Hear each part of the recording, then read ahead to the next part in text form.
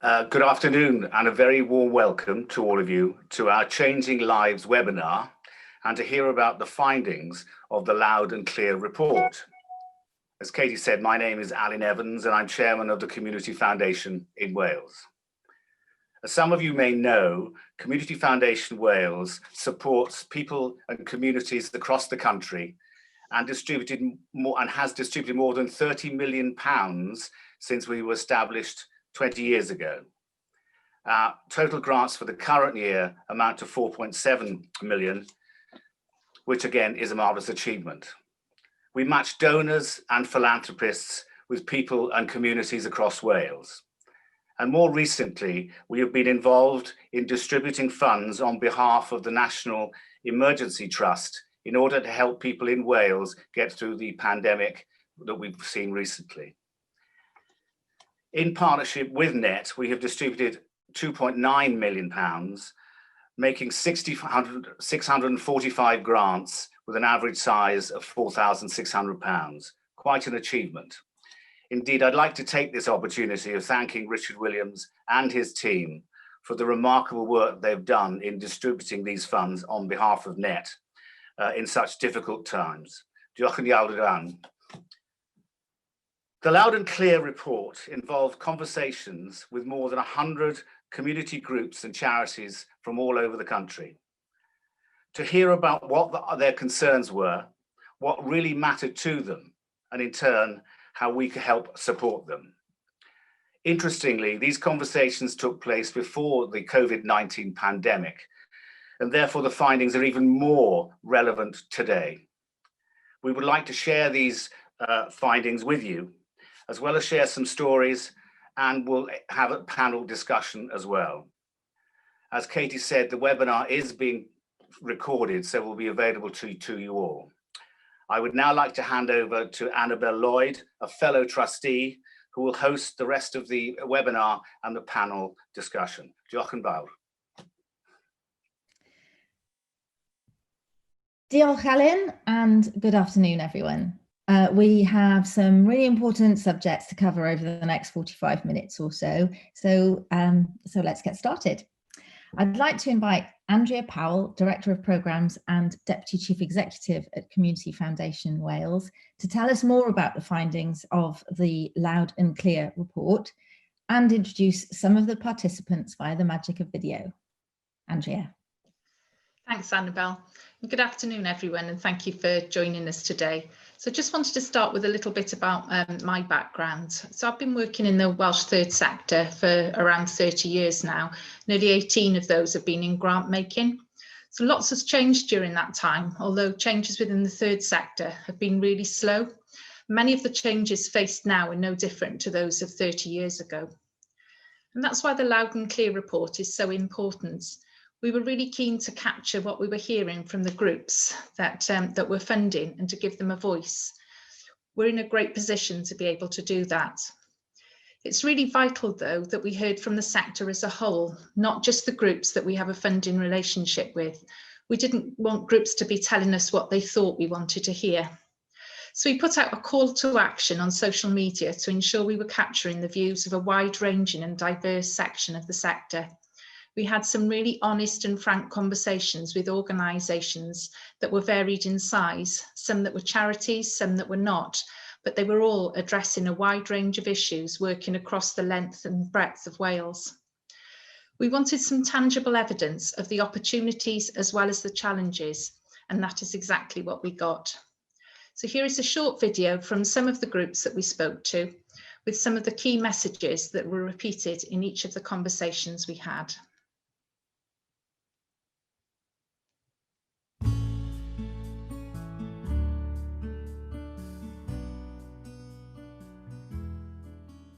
There are plenty of funders that can help us buy equipment and run projects, but our cupboards are bursting with toys and things to run activities. But we've no money to turn the lights on, pay insurance and even pay salaries. Finding core funding is our biggest challenge.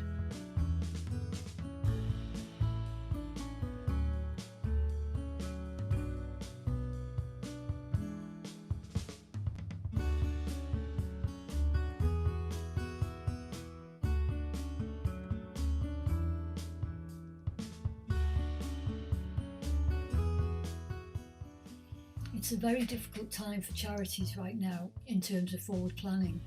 Women's centres like ours are usually prepared for the short to medium term ahead, monitoring and plugging any foreseeable gaps in core funding and resources as early as we possibly can. But at the moment, with many of the large grant funders pausing funding streams to divert to the COVID crisis, it has impacted greatly on the planning, development and sustainability of our services, particularly as the emergency funding had a spend deadline by the end of this financial year or earlier. What is most concerning is that the burgeoning economic crisis we will be facing and are facing post-COVID is likely to present services like ours with a tsunami-sized demand for support, which we cannot plan for and therefore may not be able to deliver.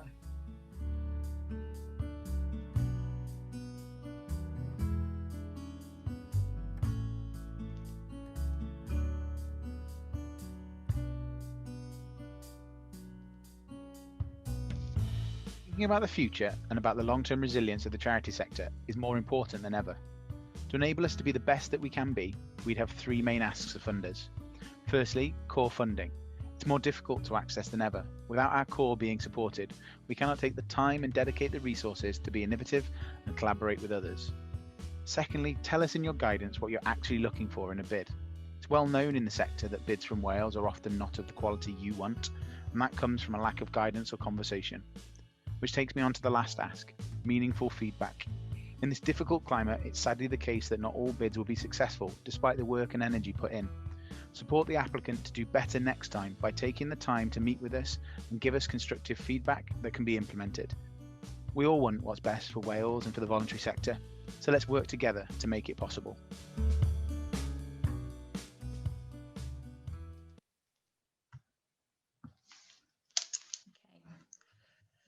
So I'm sure the challenge of attracting core funding won't come as a surprise to any of you. It's been in the news for a number of years. There's been a lot of research undertaken by IVAR and by other funders as to why it should be considered as good practice. But from our learning, it doesn't sound like funders are using this knowledge very often within their grant making. Our funders hearing groups saying that core is what they need. The groups that we spoke to didn't think so. They felt that in order to attract funding, they are often pushed to create projects that meet the objectives of the funder. Organisations told us they're having to shape projects to fit a criteria rather than to address the needs being seen within their communities. Groups want more security of funding that allows for flexibility, gives them room to move and to adapt, to try out new things. They want to be safe in the knowledge that they don't have to ask the funder for permission every time something is changed.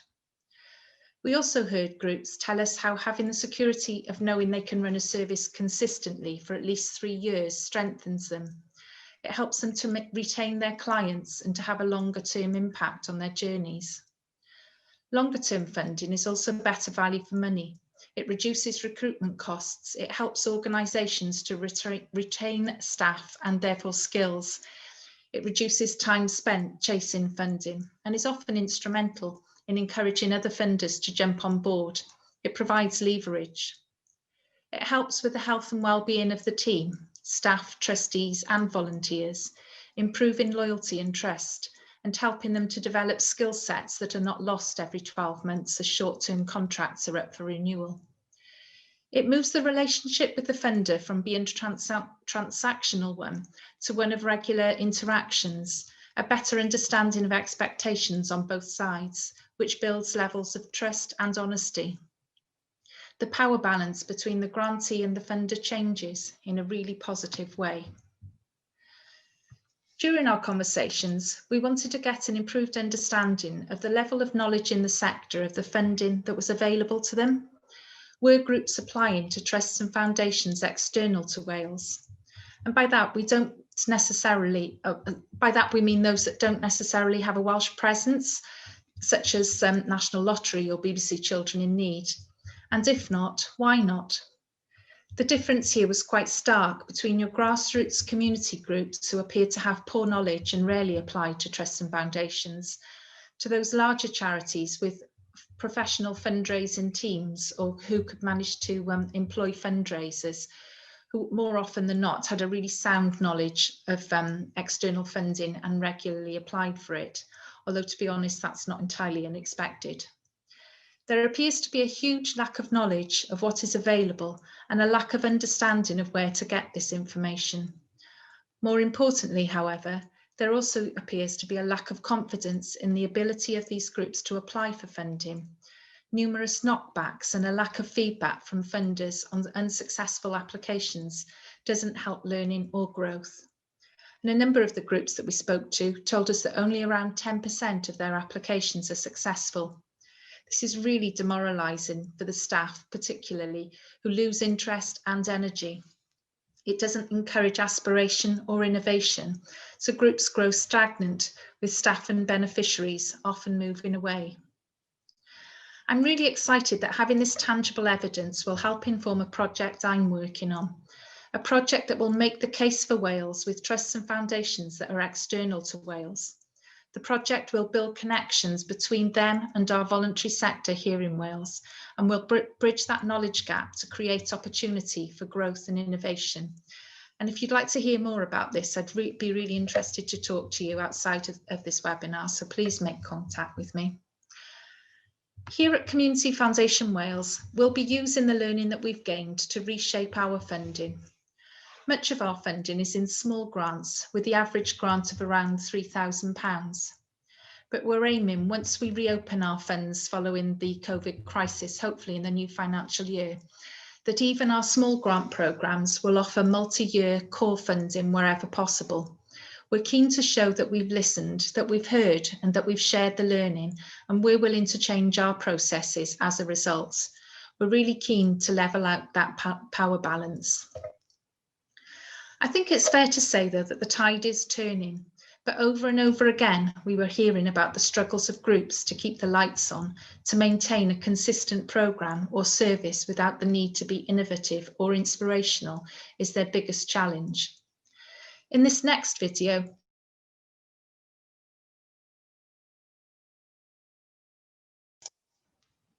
I think for some reason we've lost Andrea's connection there, but not to worry because I'm about to show a video anyway, so hopefully this is going to work.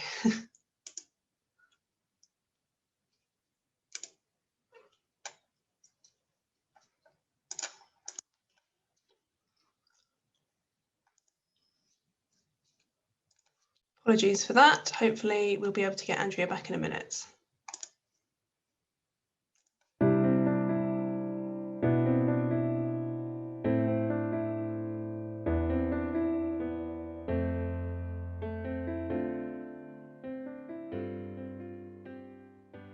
It's always a struggle, and it means you have to be very deft. To have any kind of core function, you have to have a number of projects at the same time. Some funders do full cost recovery and allow you to have a proportion of project costs towards your overheads, but not all funders do. So it can be a challenge and really difficult to find funding, even for my post. We don't have core funding for finance or HR or comms or any of those roles that you'd expect an organisation of our size would have. We try and create those roles through little bits of project funding. It's just a massive juggling act the whole time to keep those posts going. Funders have been incredible, really, in terms of the flexibility that they've shown, with targets having to change and the number of sessions or people that you can support, etc.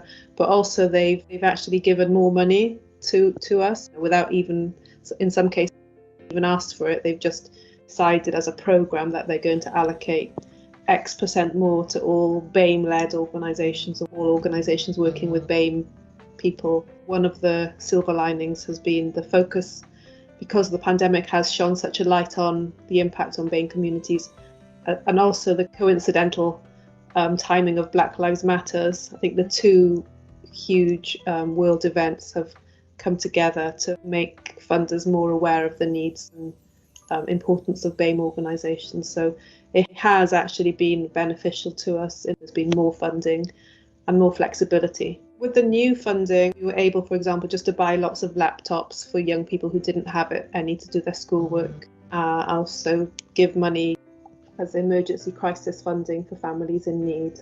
Also slightly more strategic needs that emerge because everything is suddenly completely online and virtual, that the whole digital communication space became more important. We were able to identify that as a key need, which the funder was happy to fund.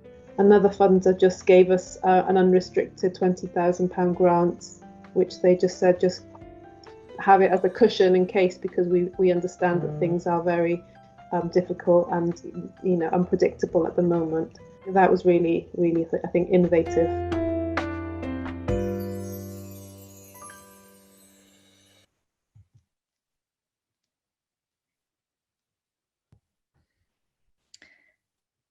Thank you, Andrea. And thank you for bringing some of the report's key findings direct from some of the organisations that you work with too, as well as some of the really positive feedback on how some donors have been quick, agile and supportive in recent times. I think it's really important for us as we start our discussions to have those organisations and the work that they do front of mind. And I think the Loud and Clear report is a great example of what Community Foundation Wales does best, keeping in touch with community groups and charities to best understand what's needed to create positive local change in our communities. And of course, the other part of what the Community Foundation does is to understand donors. So to help us respond to the findings from among the community organisations, we're talking today with 3 women who are extremely well placed to give us the donor perspective and their reaction to the findings of the report.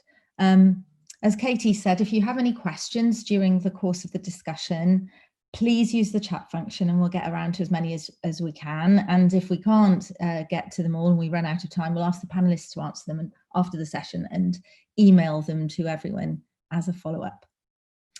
So first of all, I'd like to introduce you to Lulu Burridge. Lulu has a background in design and property and has been involved with the third sector and philanthropy generally for many years, and in a variety of roles, both operationally and at a board level. She specialises in governance, and she's currently chair of To Wish Upon a Star, and can offer us a pretty rounded view today, having given grants, been on grant panels and applied for grants. We're also joined by Paula Jewson, an award-winning businesswoman with a background in renewable energy and luxury property development. And Paula's passion for sustainable living is not limited to her business interests. She served as a board member of a housing association in North Wales and is chair of the Theatr Clwyd Development Trust, which raises funds to support the theatre's community engagement work and its capital redevelopment programme. And finally, Claire Johnson is a partner with Cardiff law firm Geldards, specialising in wills, trust and estate. And so Claire is regularly advising people and organisations on giving and legacy. Building relationships with her clients spans many years. And Claire says understanding how people want to give and enabling them to do so effectively is a large part of her professional duty, but also one of the most rewarding parts of her job. So ladies, thank you for joining us this afternoon. We have around 20 minutes and lots to hear from you on, so I'd like to jump straight in and ask you a question of 2 parts really. The report is clear on the charity's needs for greater contribution to core costs and longer term funding. Why do you think, first of all, they're seeing reticence on the part of donors to contribute to core costs and commit to the longer term? And what do you think are the benefits for donors? Why do you think that perhaps they should consider contributing over the longer term or to a charity's core funding? Shall I jump in there? There's a lot of questions in one there, Annabelle. I think there is a reticence for the long-term funding, unfortunately, because funders are nervous of charities becoming reliant upon their funding to an extent where they're not looking towards sustainability in the future. I think that's one of the angles on that. And I agree with some of the things that Andrea said in her preamble as well, that it's about communication and getting to know charities. If funders were able to have more of a connection with the charities that they're giving to, I think that can help enormously because it gives confidence. It's a lot about confidence. All of it is about confidence. I mean, one thing I would bring up is that I think almost without exception, everybody was talking about core funding. I think another way of looking at this is to use the term unrestricted funds, which for whatever reason, I think is slightly more palatable to funders very often, because it gives a broader scope, which it includes projects as well as core funds. I think it's a historical thing that funders have been nervous about core funding per se. They're getting better. It's often included in grants now, a percentage for the core funding. But I think it is about a perspective on it, and perhaps the use of the term unrestricted funds would help. Well, that's a really interesting point about the language that we use and the palatability, if you like, of language. You talked a little bit about sustainability and about the fact that donors will be looking for charities to have a plan and to be sustainable. And of course, contributing to core costs would help charities to be more strategic, to package themselves a bit more. That's a bit of a chicken and egg situation. So I wondered if you had any ideas if any of the panelists had any ideas on how charities can perhaps break that cycle and start looking to the longer term. Can I come in there? Thank you for inviting us to be on this panel. And I agree completely with Lulu. It is difficult to run a charity without having long-term funds and having a plan to be sustainable. But just coming from a business background, and we started. Sorry, I'm hearing myself coming back. We started our business without having any core funding, but we needed to have a long-term plan. And I think a lot of charities, when they set up, they know what the community needs best, and they could get more help, I think, from councils and from the WCVA. But as was pointed out in the report, the signposting for a lot of charities isn't great at the moment, and lots of smaller charities don't know where to start to get the initial help. And that's the same for any business that's starting up. It's very difficult to know who to go to get help. And so I think that to help communities to help themselves by any charities working in small communities, we need to have more people on the ground, whether they be in councils or whether they be the local WCVA or whatever, who people can go to and say, this is what I want to do, and this is my long-term plan. And I've done mentoring for many years, is helping people who are starting up in the charity sector to look at ways of looking at their long-term vision and where to go to. And so I think there needs to be more mentoring for people working in charities, more help for the people who set up charities in leadership. And there are so many different organizations that provide this help, but as we say, signposting is really difficult. And going back to Lulu's point of funders understanding who the charities are and and getting to know them, that would help as well. But that comes from networking and from finding ways of funders getting to meet the people who lead the organizations, because it's down to strong leadership in our third sector that will help charities to have a sustainable business plan, because they are businesses and they are organizations that have to have a long-term plan and have to get the help to create those plans and to help them to understand how business works and how sustainability works. So I think core funding is important, but more important probably is signposting from the organisations that can help charities to develop their plans, I think.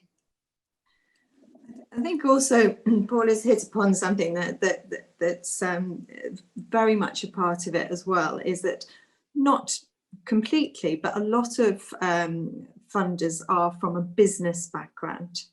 Charities, especially the small grassroots charities who often need the help and the signposting and all the rest of it most, are usually not. They usually exist because they've seen a need and they've got the energy and the enthusiasm to do something about that need, but they're not from the business and finance background. So very often, I think there is a slight disconnect there between funders and charities, because they are coming, when you set up a business, one of the first things you're going to do is start looking at the figures.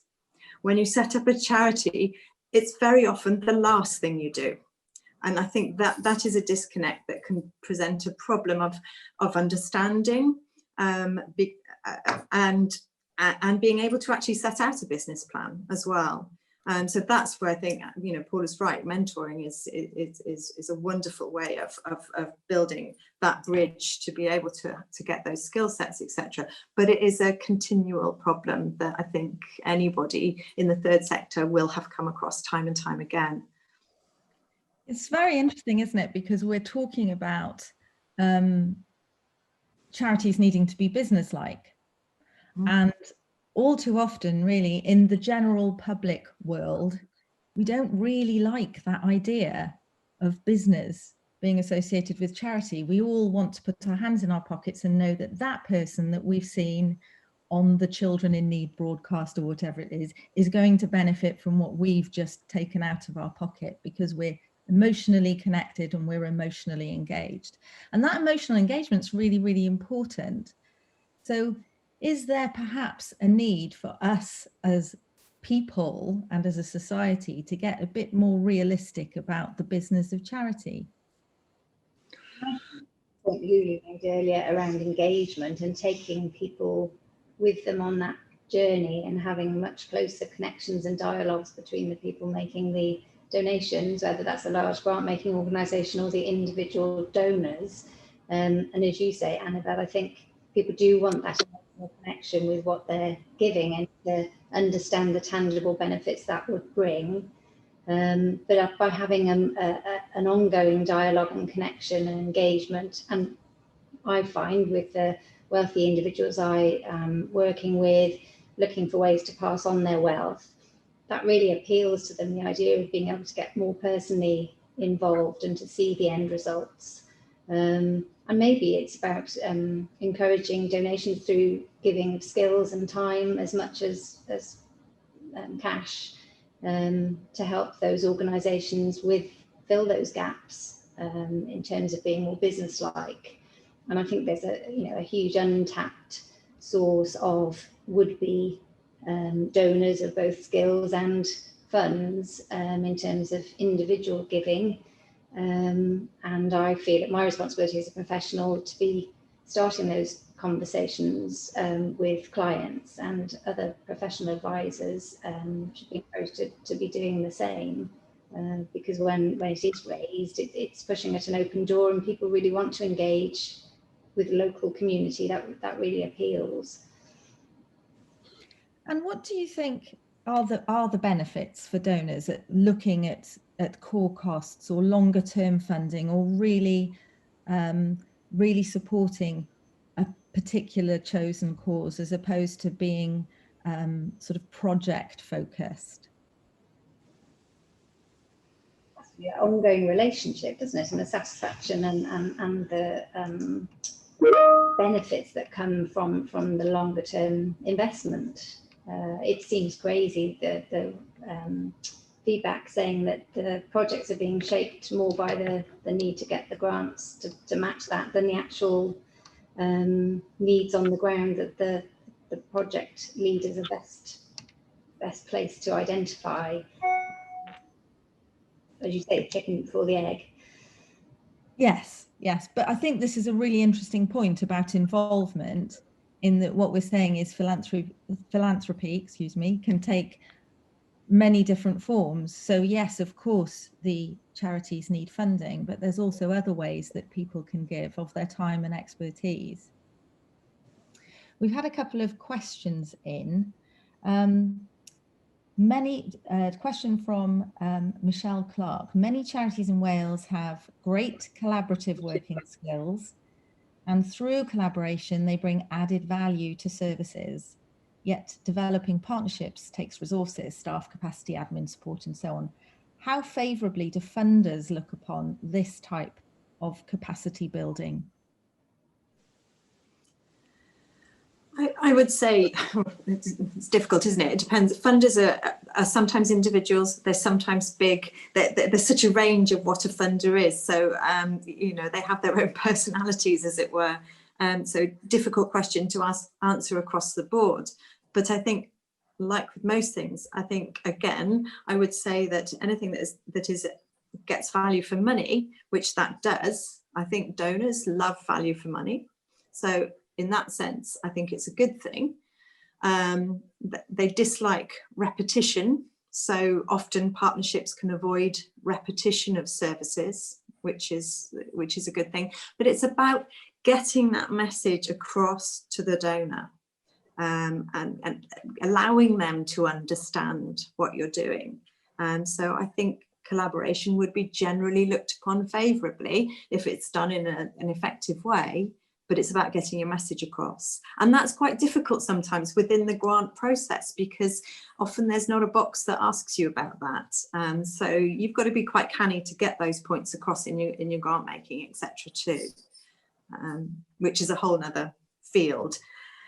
And probably is partly why the whole grant process has started, has contributed to this project-centred way of giving money.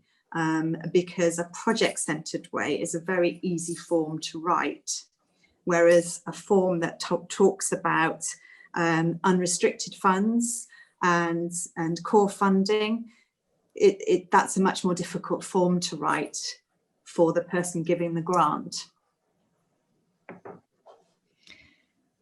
There was a point, and we're sort of starting to get into this area. There was something quite interesting, I thought, that I think it was Cerebral Palsy Cymru raised, which was this idea of kind of mission creep, where the charities start to be steered in a direction because they're chasing the funds, which perhaps moves away from their core purpose or their core services.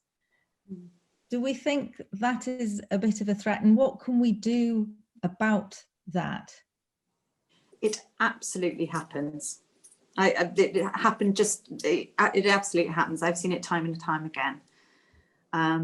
It's about you're trying to fit into the criteria in order to be able to get the money. And it happens. How do we get away from it? It comes back to this thing of how do we set up a grant process that is able to include unrestricted funds in a way that gives the donor the information that they need to believe in that charity, to understand what their projects are, because they still need to understand their projects if they're giving unrestricted funds. And I think that is the difficulty. Okay. And in terms of the effect of COVID, we are in the middle of a global pandemic, but there will be a post-COVID era. And we did hear in one of the films about how proactive some donors were in terms of supporting charities. And it's interesting because that kind of echoes what you've been saying about involvement.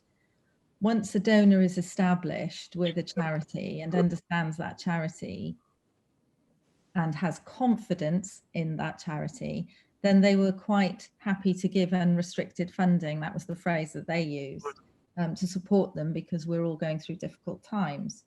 And clearly going forward, economies all over the world are going to be under enormous pressure. So we've got this global situation, but we've all been experiencing it very locally. So I wondered if you thought that the COVID recovery era that we will soon be well into will present an opportunity for localized philanthropy. I think that's bound to be the case, and I think that was a trend that was developing even before COVID. I think there was a recent Will Writers survey that suggested that charitable bequests were moving in the direction of a wider range of smaller organisations rather than the very well-known larger national charities. I think there was already that developing theme, and with COVID, it's just brought to everybody's minds more of a sense of community and a desire to make a difference. And I think it's a real opportunity to tap into that in terms of encouraging more donors and charitable bequests. And with 2/3 of people not having made a will, that's a lot of untapped legacy funding, which is long-term funding for charitable organisations. It's finding ways to tap into that potential.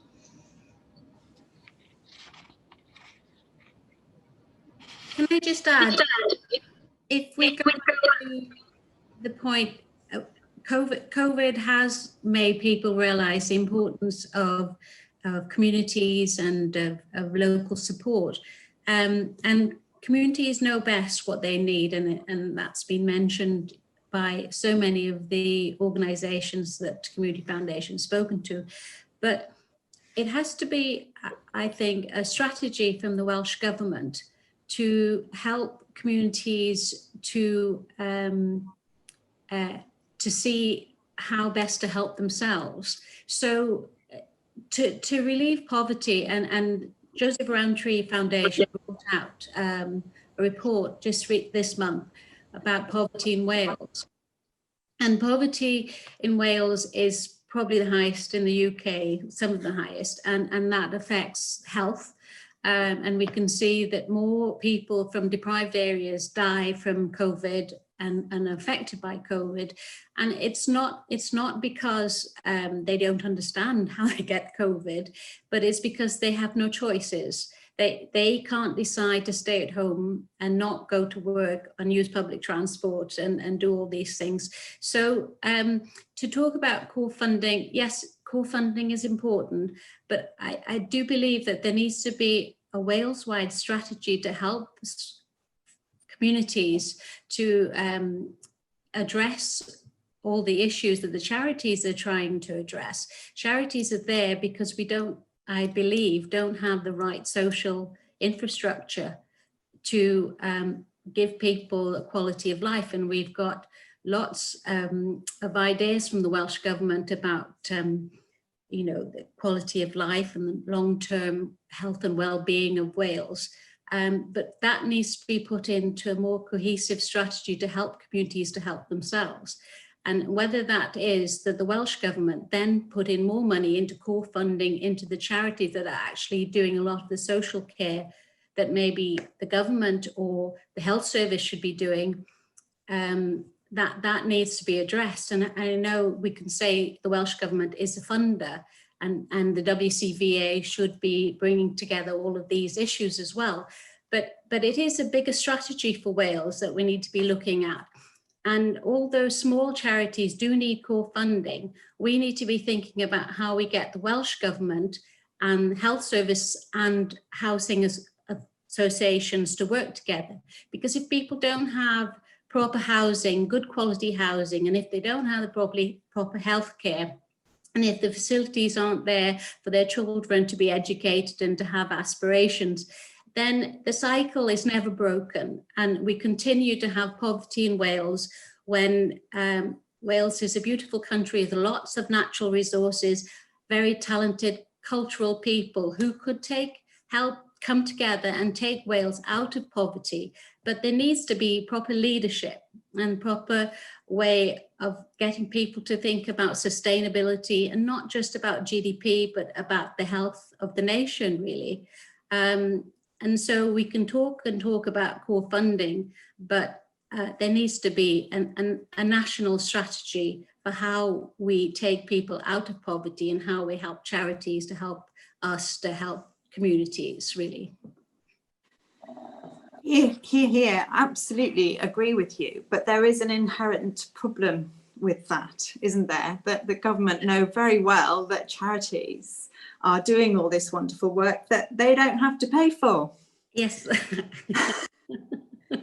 So that, I mean, I absolutely agree with you, but how does one attack that? You know, charities can't go on strike, but in some respects, that it feels like that's what needs to happen to get things to actually work, open their eyes and collaborate. Where do we start?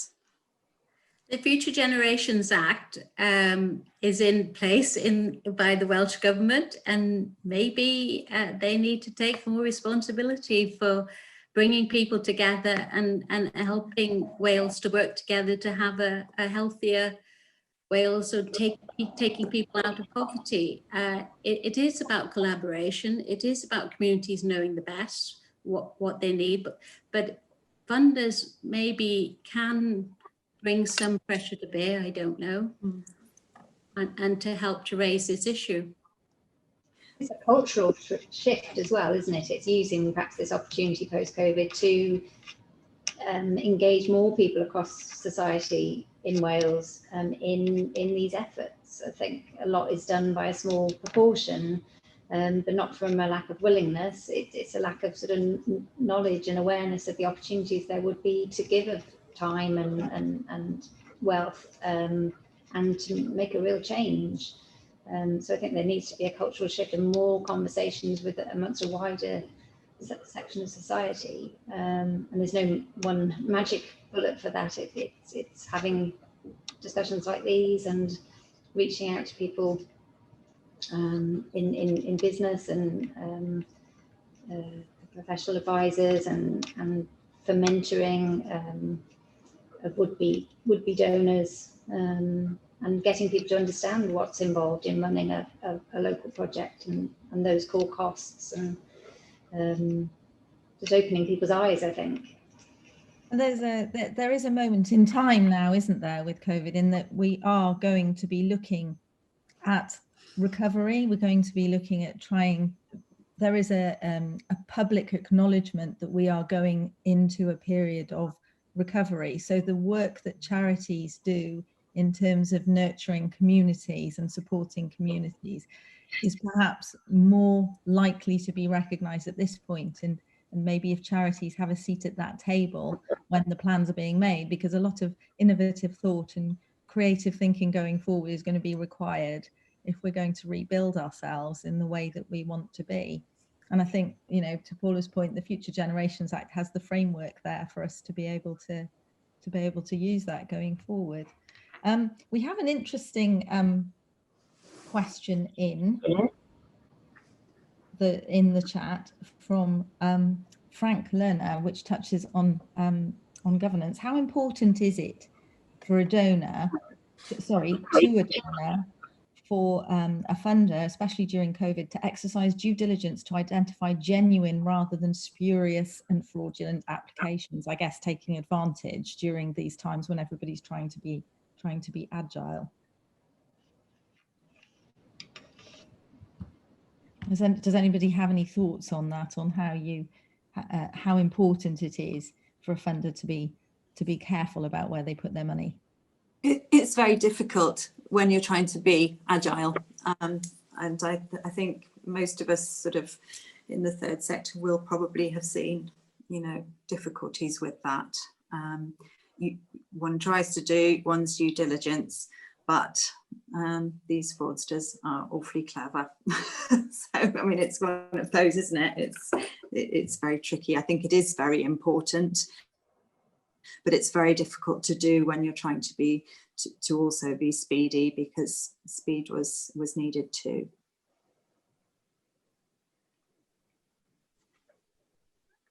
I think we may have lost Lulu. Oh no, you're back.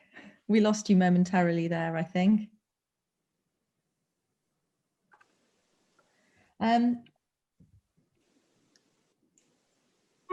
Are you back here, Lulu? Yeah. Yes. Yeah. Yeah. Great. Yeah. Okay. So I think we've got some really good conclusions going forward that we can sort of pull together now, unless anybody has any further questions. Are there any further questions in the chat? I'm just checking now. There's a lot of discussion going on. So I thought it would be useful if we could pull together some of those before I hand over to Richard. So something that has definitely come across is that that as well as that charities, as well as communicating the impact and the projects that they do, a really important message is about the efficiency and having a long-term plan. There's also the possibility that the big message for me has been that being business-like is a good thing and key to attracting the long-term and unrestricted funding. And it's not perhaps a dirty word in the charity world, but having the things that you would want from a good business, like leadership, like a longer term plan, like the correct resources in place, would actually be viewed as a necessity to attract long-term funding. And charities can maybe break that cycle and become more business-like by enlisting in-kind help, pro bono help from trustees or simply volunteers from that world. And another big theme that's emerged, I think, is that involvement is key, both for donors and for charities. There perhaps needs to be more closer working so that charities and businesses can better understand each other, and that could be really helpful in the quest for long-term and unrestricted funds. And I think latterly in that, the conversation about the way forward in terms of how the charitable sector can work with government to make sure that the post-COVID era represents a real opportunity for positive community impact is also something that perhaps Richard will pick up as I hand over to him now. Richard Williams, Chief Executive of Community Foundation Wales, to conclude today. Ladies, thank you very much for your time and for being so open with us today. Thank you, Annabel. Diolch yn fawr I chi gyd. Yn sgwrs diddorol iawn. So some housekeeping before I summarize and wrap up the session. And I've got some important messages at the end, so please don't go while I do the housekeeping thing. So today's event was recorded and will be available to view again. We'll be sharing the link with you shortly after the session. I need to thank everybody that's taken part, particularly our chair, Alan Evans, Andrea, the groups who shared their story by video today, particularly Robjo and East, Annabel, our panelists, Paula Jewson, Lulu Burridge and Claire Johnson of Geldas. And thanks to Katie and the team at Community Foundation Wales who put this session together. I can't let this opportunity go without thanking the team. I'm incredibly proud of them and what they've achieved over the last few months. They've done an amazing job for the third sector in Wales since the start of the pandemic, and I'm sure I speak for a lot of people in thanking them for that. Diolch mwya heddiw, the biggest thank you to the groups who gave their time to shape this report and today's session.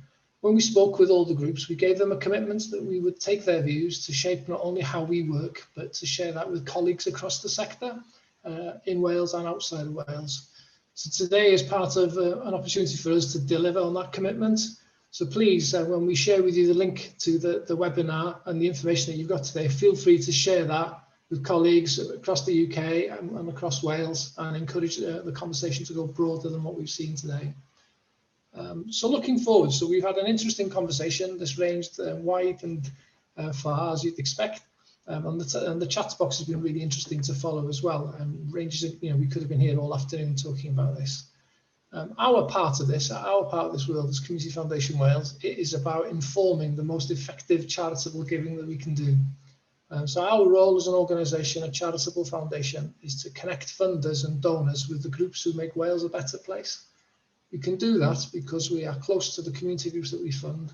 We have an unparalleled knowledge of grassroots organisations across Wales, and this conversation is part of how we build that knowledge. And then alongside that, we have close relationships and understanding of funders and donors and their needs. And this session today has really been focused on encouraging funders and donors to think about how they respond to the groups. Our role has never been more important, as we've seen in recent months, but our partnership with others has also never been more important, and that's something we hold very dear. So a big part of the conversation today veered into a conversation about government's role, WCBA, other funders and other donors. And it's something in Wales that we've got much stronger on, I think, over the last 9 months. We've seen, particularly ourselves, relationships with those partners at their strongest, which the sector really needs from us. I agree there's a lot more that we can do, but things in Wales are much stronger than in other areas of the UK. So we've got a good starting point to build on from this point. But even that collectively is not enough. Trusts and foundations cannot meet the problems facing our communities currently. There's research out there showing even if we're all collected together, and it's not going to meet the gap that is from corporate funding, from events fundraising, from the lack of trading that charities are facing. But we've got to start somewhere. So today was about sharing the insights that we had from those groups to make a bigger difference. And at this time, good, effective funding and getting our money to the right place is needed more than ever. Every pound that we can generate needs to make a difference. So what we've heard today helps us in that. I think we should be taking heed and listening to what we're hearing from these groups. The messages are not new, but they're ever more urgent. We're seeing groups struggle all across Wales under tremendous pressures currently. There are many people on this call who are working for groups in that scenario. We're seeing more and more vulnerable people needing support and an ever decreasing pool of support in terms of funding. And the reality of it is that next year is probably going to be more difficult. Wales can't afford at this time, people in Wales can't afford at this time for funding to be going to the wrong places to do the wrong things. To go back to that quote from the Ysgol Meithrin Nursery Group at the start of the video, it doesn't make sense to buy more things to store in cupboards while that group and the families that rely on them face shutdown. So we're hoping that today in Wales we can start addressing some of these issues head on.